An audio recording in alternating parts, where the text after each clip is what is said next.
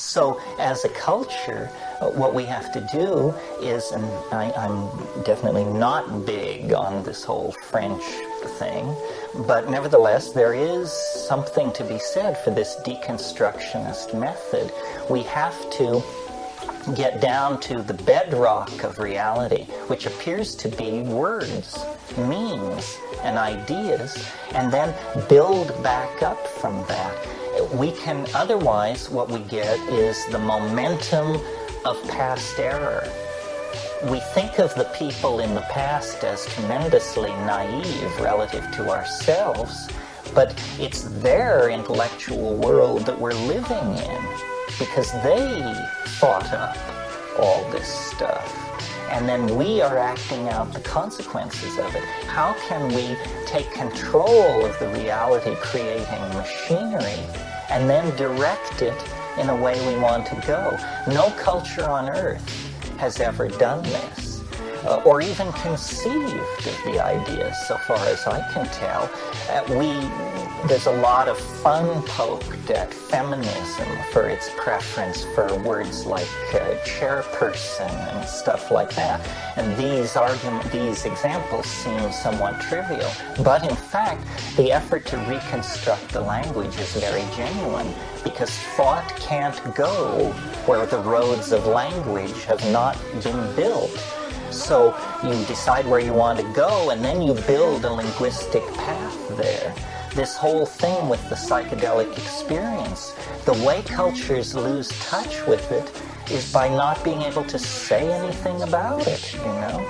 And then it eventually gets so unsayable that if you start babbling about it, they throw a net over you and say, oh, well, he became schizophrenic. They had serious delusions, had to be locked up, didn't understand that the universe is, a half sphere on the back of a turtle being carried by a dwarf, or whatever the sanctioned cultural reality is.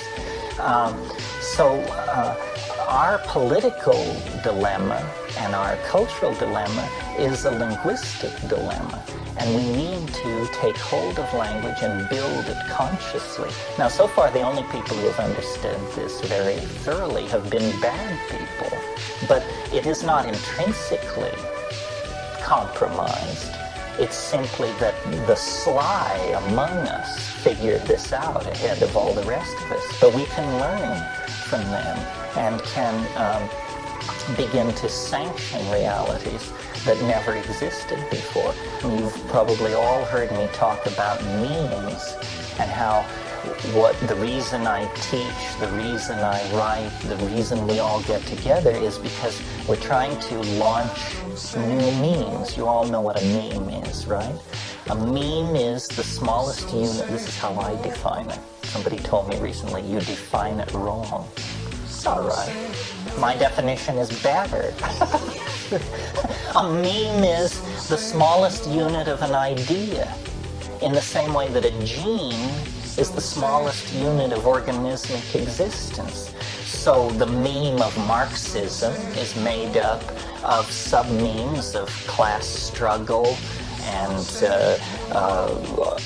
return of the means of production to the workers and so forth and so on. These are Marxist memes. So I don't understand why you're kind of getting under the point that it's language-based. Why can't this meme be visual?